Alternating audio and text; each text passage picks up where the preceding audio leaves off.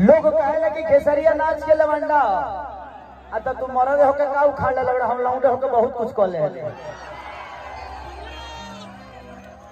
हाँ कितना जना के भरम बावे इंडस्ट्रिया में फिल्मी दुनिया में ना एगो तो परिवार ऐसा बाकी के आज हमरा बुझेबे न कल कि हम मरद है कि ना है।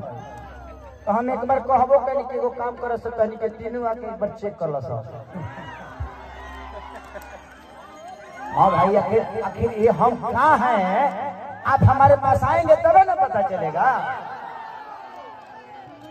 अब नदी में कितना पानी में ढूकबो तब न बुझाई। अभी ना ढूकले कह दे ना सूखल बावे ना आवे ना भरिए दिले।